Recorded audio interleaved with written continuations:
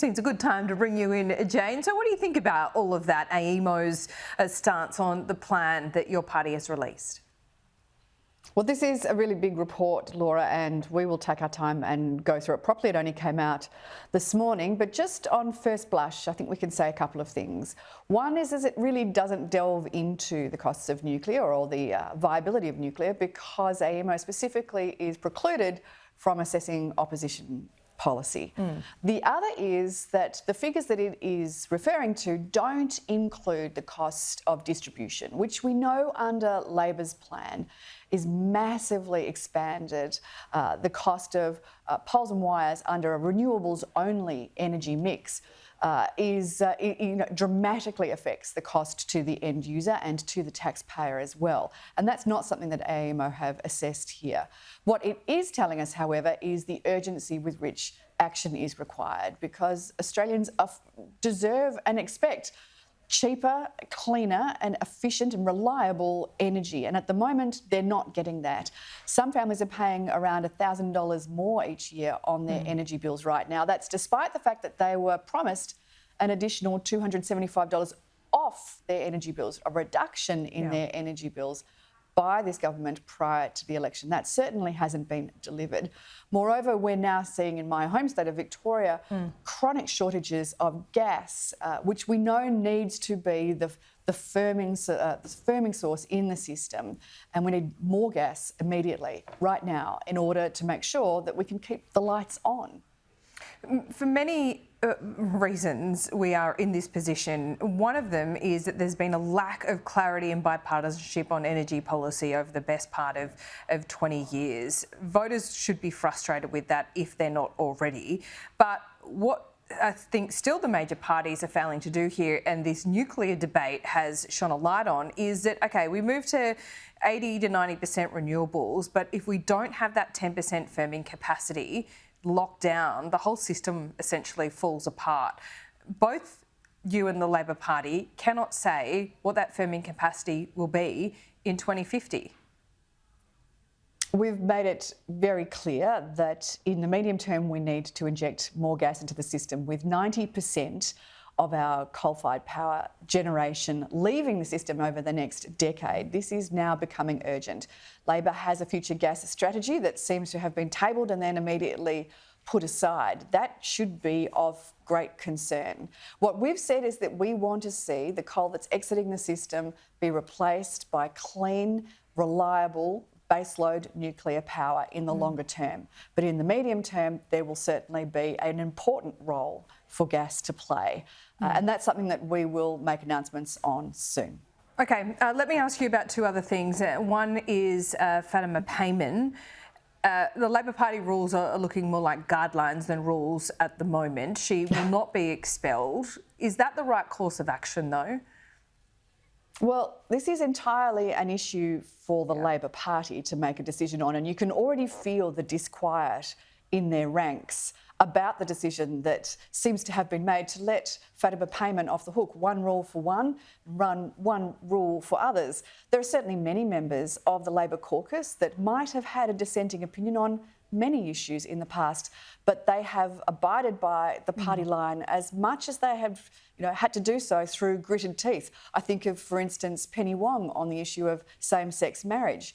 She said that she had tried to convince her own party room internally, but voted with her party externally. Now it seems that we're happy to let Senator Payman off the hook. Now, again, this is entirely up to the Labor Party, but quite frankly, Senator Payman's actions here have been a direct defiance of the Prime Minister. And this isn't the first time she has done that. This is the second time. You'll recall only a month ago, she did a press conference where she used a phrase that, and I'm not going to repeat it here, but even the Prime Minister said that that was a phrase that incited violence and was anti-Semitic. So that was the first time. Now she's gone for the second strike. She not just crossed the floor, she actually sat in the Greens advisor box when she was abstaining from previous votes, and then walked with the Greens and with David Pocock to sit on the opposite side of the chamber to her colleagues. Now, I would imagine there'd be plenty of people in the Labor Party that probably felt the same way as Senator Payman, but wouldn't be afforded that luxury. So we'll see where the Labor Party land on this, but quite frankly, it is a demonstration of the respect with which the Prime Minister has been held by Senator Payman, and also a reflection of his weak leadership and his vacillation, his prevarication over the issue of Israel. All right, let me finally ask you about Julian Assange. It looks like he will soon be on his way home to Australia. This is a formality, but a very important final hurdle for him in the Mariana Islands. There has been questions about what this might be costing the taxpayer. I've seen Stella Assange raising money online to pay for the private jet, which is around $500,000 as I understand it. Kevin Rudd is in court as well. Would you expect there to be a reasonable cost to the taxpayer here? I think that everybody will be very pleased to see an end to this tawdry saga that has now gone on for more than a decade. What I would say is that there has been, across both parties of government, a commitment to upholding respect for the laws in both the UK and the US up until this point. I think we're very glad to see this come to an end. Yes, there certainly will be a cost to the taxpayer, and it will be interesting to see what that is. I'm sure that this will be something that will attract a fair bit of attention at the next round of Senate estimates. It's also very unusual, I think, to see Kevin Rudd there. I don't imagine that he stands alongside other Australians who are pleading guilty in a court case in a different in a US jurisdiction. That was quite an interesting sight, but again, a question. Do you think it's unusual that he's there? Another day.